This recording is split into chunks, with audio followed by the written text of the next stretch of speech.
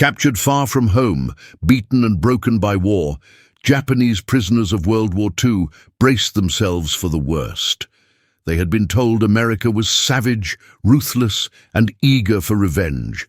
They expected chains, starvation, humiliation. But when the doors opened, instead of cruelty, they found something they could hardly comprehend: gleaming showers, clean clothes, food in abundance, and hygiene standards so advanced it felt like stepping onto another planet. These soldiers, once sworn to die for the emperor rather than surrender, now stood in stunned disbelief, facing a reality that would challenge everything they had ever believed about America. Before we dive in, tell me in the comments where you're watching from, and don't forget to subscribe for more powerful untold WWII stories. They were the warriors of an empire that had promised them glory or death. Japanese soldiers and naval aviators, men who had once shouted "Banzai" as they charged into battle, were now reduced to prisoners in enemy hands. Many of them had been captured in the Pacific after brutal clashes on islands like Saipan, Iwo Jima, and Okinawa. These were men raised in a culture steeped in the code of Bushido, the way of the warrior. From childhood they were taught that surrender was dishonorable, worse than death itself. A soldier's ultimate duty was to fight until his final breath, to sacrifice himself for the emperor, a divine figure in their eyes. The officers among them came from rigid hierarchies, where obedience to command was absolute.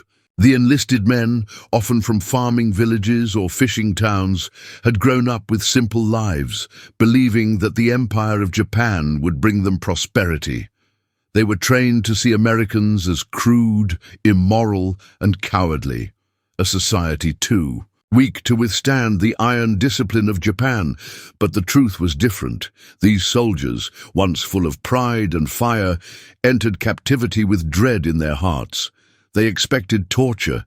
They expected humiliation. Some even whispered among themselves that it would be better to take their own lives than to fall into the hands of the Americans. And yet, history would deal them a fate that was neither what their emperor had promised, nor what their commanders had prepared them for.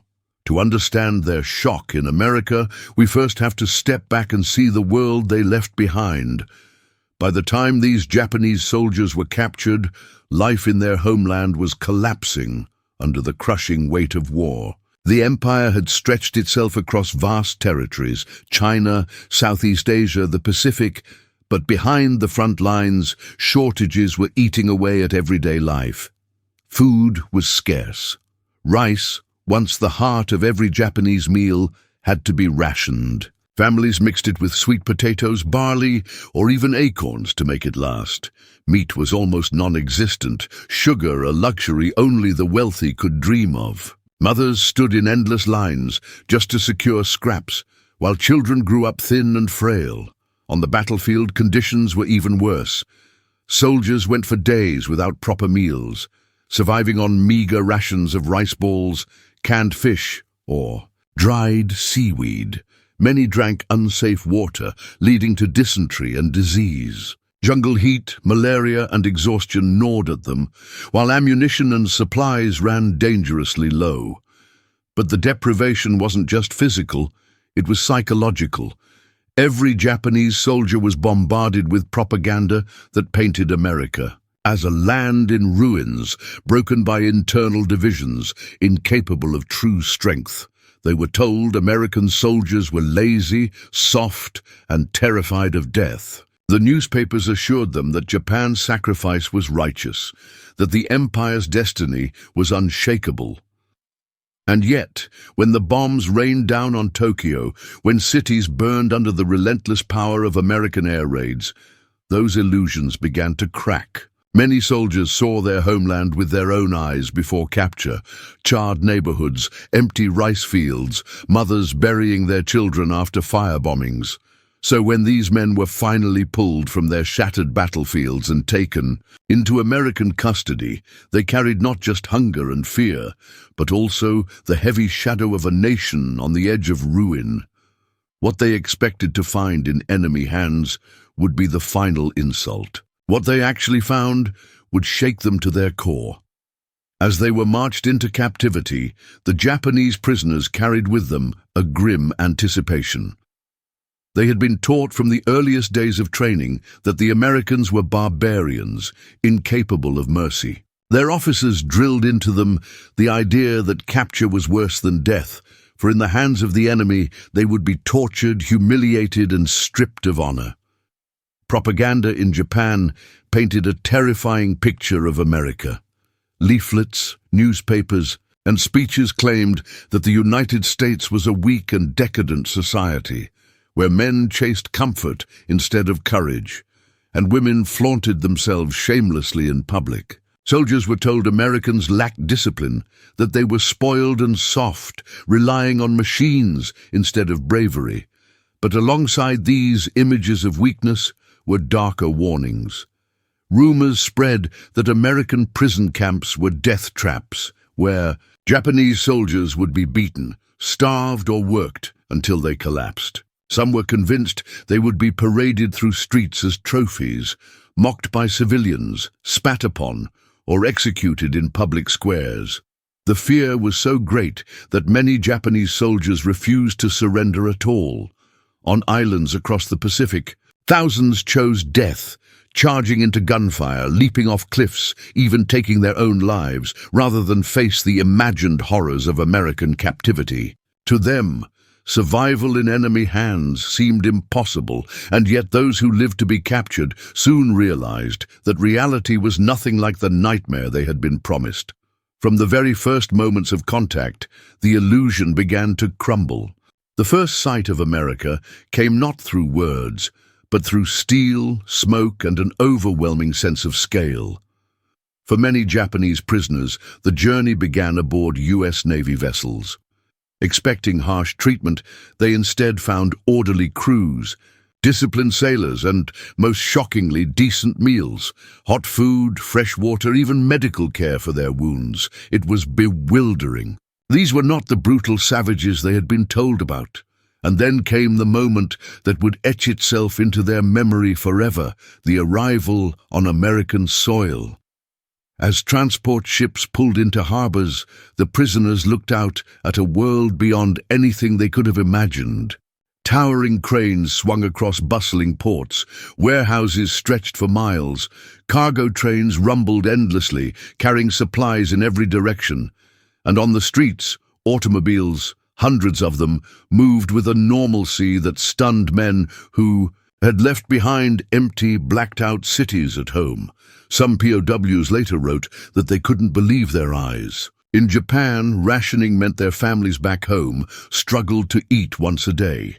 In America, even the guards standing watch over them carried sandwiches, Coca-Cola bottles, and cigarettes like they were nothing. But it wasn't just abundance. It was the attitude of the people. Guards didn't sneer at them. Civilians didn't throw stones or spit. Instead, the prisoners were met with a strange calm, a quiet confidence radiating from a nation not broken by war, but strengthened by it. For the first time, doubt flickered. Could it be true? Could everything they had been told about America be a lie? What awaited them in the prison camps would only deepen that sense of disbelief. When the Japanese POWs first stepped into American prison camps, their senses were overwhelmed. Instead of cages or starvation pits, they found barracks, clean, organized, and far more comfortable than the trenches they had left behind. The greatest shock came in the most ordinary of places, the showers. To men who had marched through jungles, without bathing for weeks, who had shared canteens of muddy water just to survive, the sight of rows of gleaming faucets with hot water pouring endlessly was beyond comprehension. Some stood frozen, staring at the steam as if it were a trick. Others laughed nervously, afraid to step in, convinced it was some cruel deception. But once they felt that warm water on their skin, once the grime of war melted away, the disbelief turned into silence. They had never imagined such luxury existed for ordinary soldiers, much less for prisoners. Then came the food. Plates filled with bread, meat, potatoes, vegetables, and even dessert. They were served milk, cold, fresh milk, and sometimes Coca-Cola, a drink they had only heard whispers about in propaganda. The POWs sat at long wooden tables, their hands trembling, unsure if they were truly allowed to eat. Some burst into tears, others whispered prayers. A few even refused at first, certain it was poisoned, until they watched guards eat the same meals without hesitation. And the abundance didn't stop at food and water. There were uniforms issued, clean bedding, even libraries and recreational areas. The prisoners couldn't comprehend it. America not only fed and clothed them, but allowed them dignity. Some were even given access to baseball, music, or films, introducing them to a culture completely alien to the rigid, militarized world they had known. For men who had come from hunger, squalor, and endless sacrifice, it was as if they had been transported into another universe. And for many, this was the moment when the first crack split wide open in the wall of lies they had been taught about America. In the camps, whispers spread like wildfire. Every new experience, every hot shower, every plate of food, every unexpected kindness was retold in hushed voices late into the night. Some prisoners refused to believe what they saw. Sitting cross-legged on their bunks, they muttered that this was a trap, a trick meant to soften them, to make them betray their emperor. "This is not real America," they insisted. "The real cruelty is still to come." Others were silent, lost in thought. For years they had believed America was a hollow giant, rich but fragile, a nation incapable of true strength.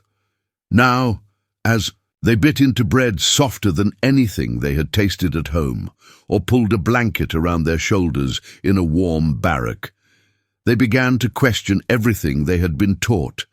Some of the younger soldiers were openly amazed, their discipline slipping. They joked about the strange American foods, laughed in disbelief at the sight of guards drinking coffee with milk and sugar, and compared it with the bitter substitutes back home. A few even dared to smile as they tasted ice cream for the first time, shaking their heads as though the sweetness were some impossible dream. But among the officers, reactions were more restrained and more conflicted. They had been raised to embody loyalty and pride, to never show weakness before their men, yet even they could not hide their astonishment. In private conversations, many admitted they had never imagined such abundance could exist, let alone be extended to enemy prisoners, and slowly an unspoken truth began to spread through the camps. If America could afford to treat its prisoners this way, then what unimaginable strength did it hold in reserve for its own people?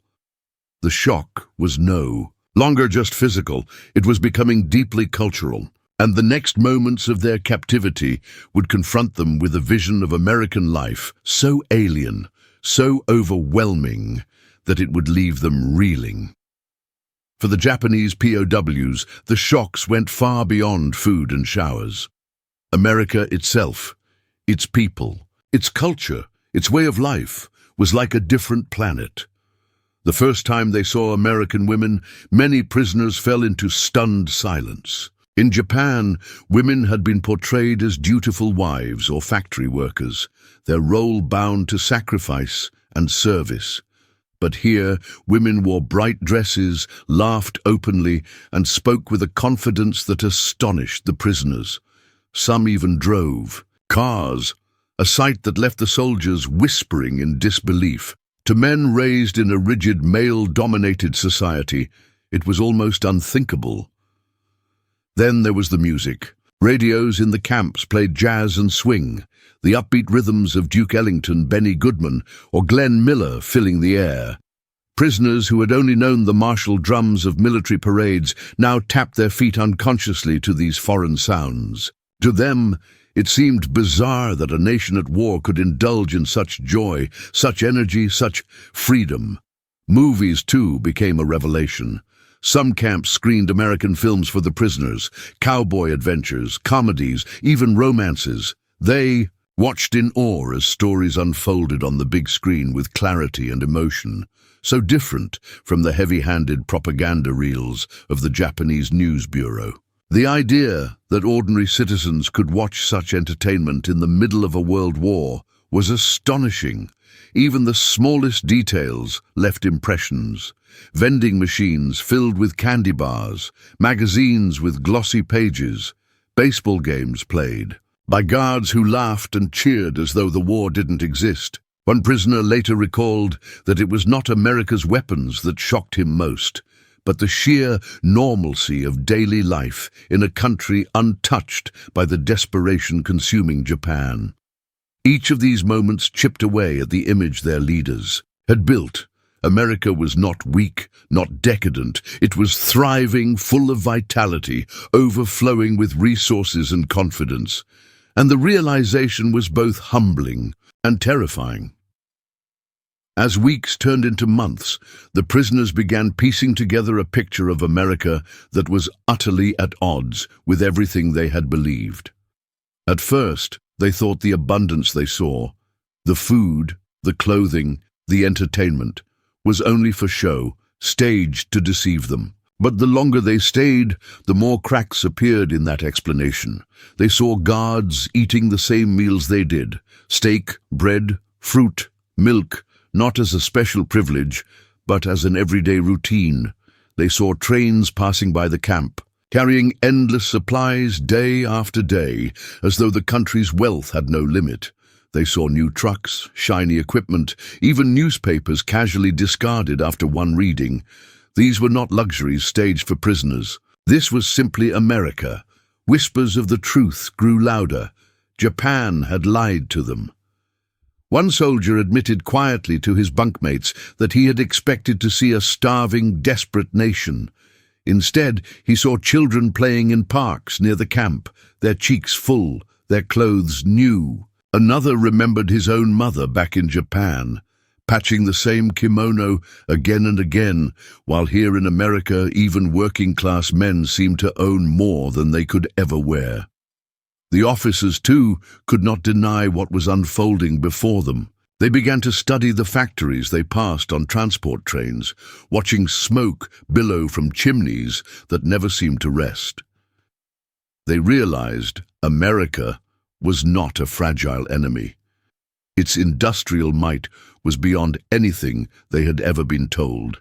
And, in the quiet of night, many prisoners confessed to each other what none would dare say out loud. The war was already lost, for if a nation could spare this much comfort for its enemies, what unimaginable strength was it unleashing on the battlefield? The illusion of Japanese propaganda was gone, and what replaced it was a dawning fear and a reluctant respect for the enemy they had once dismissed as weak. The turning point came when the Japanese prisoners began to understand the scale of America's industrial war machine. It wasn't just abundance in the camps, it was everywhere. Some were transported near massive production plants, and what they saw there shattered every illusion they had carried from home. They witnessed assembly lines churning out weapons, trucks and tanks with breathtaking speed, entire factories dedicated solely to producing helmets or boots, while others turned out rifles by the thousands. For men who had watched their own army struggle to supply even basic ammunition, the sight was overwhelming. But perhaps the most stunning revelation came with America's aircraft. Rumors spread quickly through the camps. Ford Motor Company, prisoners whispered, could build a brand new B-24 bomber every 63 minutes. At first, many dismissed it as exaggeration, an impossible boast. But then reports filtered in, confirmed by guards or Red Cross bulletins. It was true. America was building planes faster than Japan could even train pilots to fly them. The scale was beyond imagination. Aircraft carriers, so massive they seemed like floating cities, slid off American shipyards one after another. Factories ran day and night, powered by electricity that never seemed to falter. Railroads carried endless coal, steel and oil, feeding a machine that appeared unstoppable. For the Japanese officers, the realization was devastating. In their homeland, factories were bombed to rubble, shortages crippled production, and families were melting down pots and pans for scrap metal. Yet here in America, industry not only thrived, it flourished, untouched, and seemingly limitless. One prisoner later wrote in his memoir that in that moment, he understood the war had been doomed. From the very beginning, Japan had courage, discipline, and spirit, but America had power, wealth, and time on its side. And in modern war, it was power that decided the future. It was this realization, not just of defeat, but of the sheer impossibility of victory, that weighed on them heavier than chains. The revelations did not simply surprise the Japanese prisoners, they broke something deep within them. At first, there had been arrogance. They were warriors of the empire, sworn to die before surrender. In their minds, capture was shameful, proof of weakness. Yet, as they experienced America's abundance and power, that arrogance gave way to disbelief, and then to silence. Conversations in the barracks grew more subdued. Men who once spoke proudly of their emperor and Japan's destiny now stared at the floor, unable to reconcile their beliefs with the reality around them. Some wrestled with guilt, imagining their families back home scraping together meager meals, while here they ate more as prisoners than their children did as free citizens of Japan. For the officers, the impact was even sharper. Their authority had been built on the promise of Japan's superiority, on discipline and unshakable pride. Now, faced with undeniable proof of America's strength, many felt their leadership hollow out beneath them. In private, some confessed to fellow officers that they feared they had been nothing more than tools in a doomed cause. The younger soldiers, less hardened by ideology, adapted more quickly. For them, America was dazzling, bewildering, perhaps even inspiring. They whispered of how life might be if Japan were more like this place. But older men clung desperately to fragments of their former beliefs, trying to hold together a worldview that was collapsing in real time.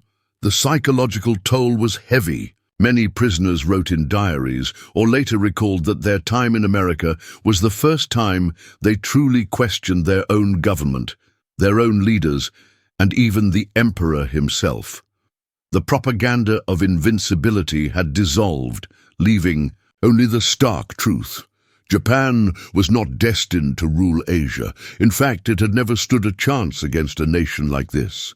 The most dramatic shock of all came not from meals or movies, but from glimpses of America's true military might. For some prisoners, it was the sight of an aircraft carrier, an immense floating fortress unlike anything Japan could match. To them it looked less like a ship and more like an island of steel, bristling with aircraft that could strike hundreds of miles away. They had been told these machines were rare, precious jewels of the American fleet. But here they watched as new ones slid into the sea with staggering regularity, each larger and more advanced than the last. Others were stunned by the sheer scale of American air power. Guards spoke casually of production numbers that left the prisoners reeling. 50,000 planes in a single year, tens of thousands of tanks, endless rivers of fuel. Some POWs saw photographs in newspapers of B-29 bombers, the same aircraft, that had reduced Tokyo and Osaka to ruins, lined up in endless rows on American airfields, waiting to take flight. One Japanese officer later admitted that when he first saw such images, he realized the war was no longer a contest of courage, but a battle of resources, and Japan was utterly outmatched. America could replace losses in days that would take Japan years. The final blow came through letters and memoirs, where POWs described their awe in hushed words. We thought America weak. Instead, it was like staring at a giant who had only just begun to move. In that moment, disbelief turned into certainty. Japan could not win. No amount of sacrifice, no number of kamikaze pilots, no code of honor could withstand the unrelenting tide of American industry and innovation. It was not hatred that filled them in that realization. It was something more complex. Fear, yes, but also admiration, respect, and a haunting question that many would carry with them for the rest of their lives. How had their leaders convinced them they could ever defeat such a power? When the war finally ended, the surviving Japanese POWs returned home, carrying stories that would ripple through their communities for decades. They stepped off ships and trains into a homeland scarred by firebombings, shortages, and defeat. Cities lay in ruins, families were broken, and hunger gnawed at every corner of society. And yet, these men carried memories that set them apart. Memories of America's vastness, its strength, and, perhaps most surprising of all, its humanity. Some were reluctant to speak, ashamed of their captivity. In Japanese culture, surrender still carried the bitter taste of dishonor. But over time, they began to share fragments of what they had seen. They spoke of endless food, of warm showers, of kindness from guards who had every reason to hate them. They described factories that never slept, trains that never stopped, and a nation whose wealth seemed inexhaustible. For many, the experience planted seeds of change. A few former POWs later admitted that what they witnessed in America gave them hope that Japan could rebuild, not through conquest, but through cooperation. The prosperity they saw overseas became a vision of what their own homeland might one day achieve. Of course, not all returned with admiration. Some struggled with bitterness, unable to reconcile their suffering with the mercy they had received. Others kept silent for years, their memories too painful, their shame too great. But even in silence, the truth lingered. America was not the weak, decadent enemy they had been promised. It was something far greater, and so, scattered across villages and cities, the testimonies of former POWs slowly chipped away at old illusions. The war had been lost, but in its ashes, a new understanding began to take root, an understanding that would shape Japan's path in the decades to come. They had entered captivity expecting chains, starvation, and cruelty. Instead, they found hot showers, clean uniforms, hearty meals, and a standard of living that dwarfed anything they had known, even in their own homes. What began as fear turned into disbelief, and disbelief into a reluctant respect. For the Japanese POWs, the greatest shock was not America's weapons, but its way of life. The kindness of guards who shared cigarettes, the laughter of children outside camp fences, untouched by war. The endless rhythm of factories and trains, proof that this nation's strength was not only military, it was cultural, industrial, human. And in those moments, the myth of American weakness shattered forever. The men who returned to Japan carried, with them, a haunting truth. They had not been defeated by cruelty, but by power and prosperity beyond their imagination. It is a story that reminds us of something deeper than war itself. True strength is not only measured in bombs and battleships, but in the ability to uphold dignity even toward one's enemies. That, perhaps, was the lesson that stunned the prisoners more than any weapon could. They came expecting brutality. What they found was kindness and unimaginable power, and that changed them forever. If you enjoyed this story, hit the like button, subscribe for more, and let us know in the comments. What would you have thought if you were in their shoes?